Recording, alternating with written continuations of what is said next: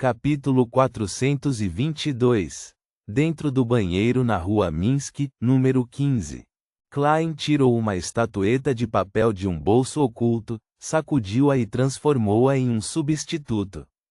Ele fez o substituto sentar no vaso sanitário com um jornal na mão como forma de enganar os outros. Então, ele se escondeu nas sombras, deu 4 passos no sentido anti-horário e passou acima da névoa cinza. Essas séries de ações foram ainda mais mágicas do que mágica.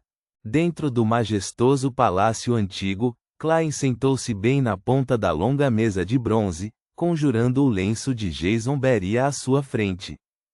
Era apenas uma projeção, mas também poderia ser usada para adivinhação, desde que o lenço não deixasse seu corpo no mundo real. A instância mais antiga foi quando ele usou a projeção do emblema sagrado do Sol mutante na cidade de Tingen como um objeto de adivinhação. Naquela época, ainda não sabia como invocar a si mesmo e não conseguia trazer itens com espiritualidade acima da névoa cinza. Claro, ainda havia uma grande diferença entre usar uma projeção e usar o objeto real para adivinhação, portanto, Klein frequentemente fazia o possível para usar o objeto real. Mas agora, com ele sendo protegido por Beyonders oficiais, não era tão conveniente realizar um ritual. Se alguém o encontrasse acendendo velas durante o dia enquanto estava no banheiro, estaria em apuros. Se eu realmente conseguir obter a localização de Jason Beria por adivinhação, sempre posso correr o risco de convocar a mim mesmo e trazer o lenço aqui se a revelação não for clara o suficiente. Com um murmúrio, Klein produziu uma pele de cabra e uma caneta tinteiro. Ele escreveu a frase de adivinhação, localização atual de Jason Beria. Normalmente falando, contar com um lenço que o alvo usava apenas durante um determinado ritual tornava impossível adivinhar o paradeiro do alvo, pois a conexão não era forte o suficiente e havia muita interferência. Por exemplo, era muito fácil acabar provocando o grão-duque do abismo ao qual o ritual era direcionado. Mas para Klein, as interferências poderiam ser eliminadas. O chamado grão-duque do abismo era no máximo um diabo de alta sequência, e não a encarnação do lado negro do universo. Acima da névoa, o espaço misterioso já havia lidado com divindades como o eterno Sol ardente e o verdadeiro Criador. Mesmo alguém um pouco mais fraco estava no nível de um anjo, Senhor Porta, e até este momento, ele não havia sofrido nenhum contratempo sério. Quanto ao problema da conexão não ser forte o suficiente, Klein, que só poderia ser aprimorado até certo ponto pela névoa cinza, também estava desamparado. Ele só podia tentar a sorte. Talvez fosse apenas depois que ele se tornasse um santo Beyonder de alta sequência neste domínio para que pudesse ter a confiança correspondente. Em teoria, é possível. Afinal, ao realizar um ritual, o corpo, o coração e a mente da pessoa são os mais unificados. Também é mais fácil de se comunicar com o mundo exterior. Klein, que agora mal era considerado um especialista em misticismo, murmurou.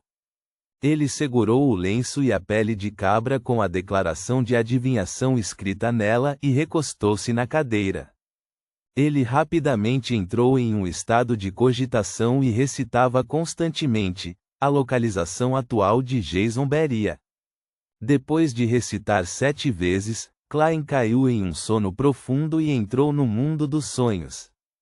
Dentro do mundo cinza, inúmeras imagens brilharam e se cruzaram de maneira bastante dispersa. Logo a cena ficou clara e preencheu a visão de Klein, o que o fez sentir como se tivesse entrado em um sonho. No sonho, as luzes eram fracas e a mesa era vermelha escura. Uma figura estava parada na frente da janela, olhando para o jardim. Havia um galpão de vidro no jardim, com rosas florescendo lá dentro, de um vermelho brilhante no frio de dezembro. A figura de um homem foi projetada na janela. Ele era de estatura mediana, com cabelos castanhos encaracolados e olhos castanhos frios. Parecia estar na casa dos 30. Isso. Não estou adivinhando a localização de Jason Beria? Quem é? Ele parece um pouco familiar. Klein estava intrigado, mas não pensou mais sobre isso. Ele deixou sua espiritualidade permanecer em um estado disperso, como se estivesse vagando por algum mundo misterioso. Assim que se perguntou, o homem se virou e caminhou até um canto da sala, onde havia duas grandes malas de couro. O homem agachou-se e abriu uma das malas. Dentro havia uma pilha organizada de notas, com barras de ouro colocadas em cima delas. As notas expostas eram todas de 10 libras, enquanto as barras de ouro brilhavam com um brilho encantador. O homem tirou algo de um bolso escondido de sua mala, sacudiu e abriu. Era um pedaço ligeiramente pálido de pele humana. Um pedaço completo de pele humana. O homem rapidamente tirou a roupa e vestiu a pele humana. Em apenas 10 segundos, ele se tornou Jason Beria com maçãs do rosto altas, olhos azuis com um tom de cinza e cabelo bem penteado. Nesse ponto, a cena se desfez repentinamente e Klein abriu os olhos. Não é de admirar que Jason estivesse disposto a correr riscos. Acontece que nos últimos 10 anos, ele sempre vestiu uma pele humana e nunca mostrou sua verdadeira face. Como esperado de um diabo calmo e louco, Klein não pôde deixar de suspirar. Jason havia deixado seu retrato na casa, e isso não atraiu nenhuma suspeita de Isengard e dos outros, porque seus vizinhos o viram e sabiam como ele era. Mesmo sem o retrato, com os poderes dos Beyonders das organizações oficiais, teria sido fácil reconstruir sua imagem, e o resultado teria sido ainda melhor que uma fotografia. Portanto, não havia razão para Jason não ter o desejo de destruir algo parecido. Isso era algo muito lógico. Quem diria que ele deixaria uma farsa em algum lugar que parecia ser o mais natural? Se as buscas forem feitas de acordo com o retrato, mesmo que os falcões noturnos tenham o artefato selado 1-42, não seria tão fácil encontrar o alvo. Além disso, em ambas as vezes, ele havia usado suas próprias habilidades para esconder seu rosto. Quem teria pensado que seu rosto, que estava bem corado e natural, era realmente falso? Klein percebeu como Jason era astuto. Ele esfregou as têmporas e começou a recordar as cenas que viu na adivinhação por sonhos. Uma casa com uma estufa de vidro. Essa é uma característica bastante óbvia. Não há muitos edifícios semelhantes em Backlund. Mas a questão é, como faço para denunciá-lo? No momento em que eu disser a mente coletiva da maquinaria, Jason definitivamente sentiria o perigo e começaria a se disfarçar e se afastar. Encontrar o falcão noturno diretamente com o artefato selado 1-42? E se eu encontrar alguém familiar? Não quero virar cinzas e ser espalhado no rio Tussock. Além disso, não posso me apressar em denunciar.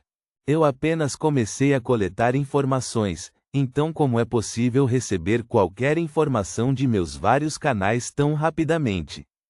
Aquele sujeito está realmente carregando uma grande quantia em dinheiro e joias, uma mala cheia de notas.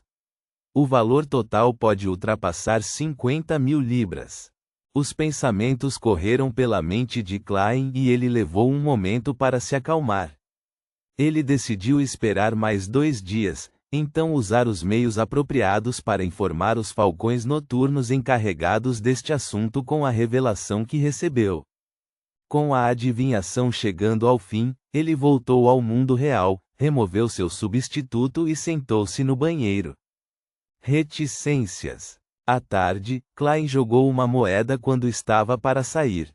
A revelação que recebeu foi que não era benéfico para ele sair. Haverá perigo se eu sair?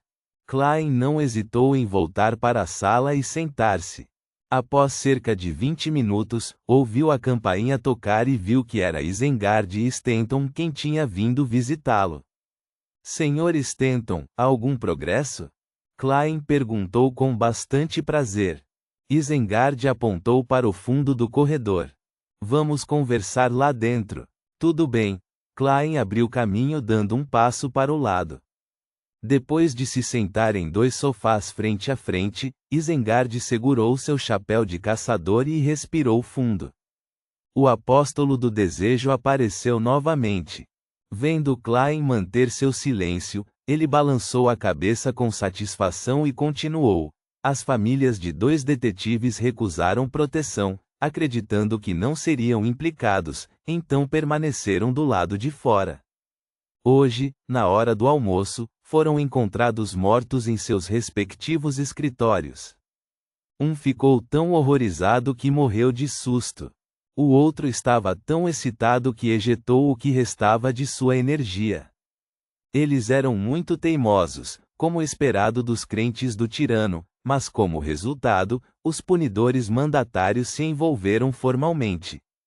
Dizem que as poucas igrejas e os Beyonders de alta sequência lançaram seu olhar e colocaram a questão do apóstolo do desejo como um dos eventos mais importantes dos últimos tempos. Você espera que eu não revele sua identidade como crente do Deus do conhecimento e da sabedoria? Klein perguntou, aparentemente esclarecido. É fácil conversar entre detetives. Isengard sorriu e assentiu. Sem problemas. Klein fez a promessa primeiro e depois disse: tenho alguns canais de informação que não são convenientes expor. Se eu conseguir informações valiosas deles mais tarde, espero que você possa me ajudar a informar os falcões noturnos e manter segredo. Quanto ao motivo de serem os falcões noturnos em vez da mente coletiva da maquinaria, ele acreditava que não precisava ser muito claro sobre isso. Com a inteligência de um grande detetive como Stanton, ele poderia facilmente descobrir. Isengard primeiro concordou com o pedido de Klein, depois disse perplexo: ao me contar, é o mesmo que deixar Jason perceber com antecedência. Vamos esperar que possamos pensar em maneiras de evitar isso. Além disso, por favor, me ajude a pensar em outras possibilidades. Esse seu anel deve ser capaz de imitar vários poderes de Beyonder, Klein respondeu calmamente. Tudo bem, Isengard não disse mais nada. Ele ponderou por alguns segundos e pegou seu cachimbo para dar uma tragada. As ações do apóstolo do desejo hoje confirmaram uma de minhas suposições. Também é a pergunta que você pensou anteriormente. Seu objetivo principal não é vingança? Klein entendeu o que Isengard estava sugerindo.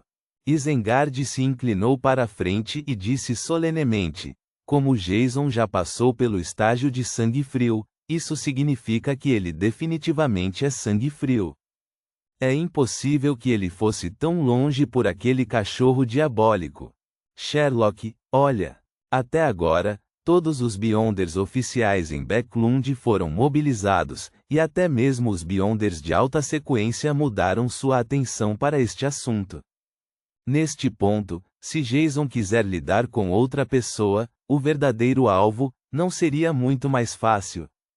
Klein pensou por um momento e respondeu pesadamente: isso faz sentido. Reticências. Após uma breve conversa, Isengard foi encontrar Kaslana. Depois que Klein jogou a moeda, ele saiu como planejado, indo para o Clube Kelag.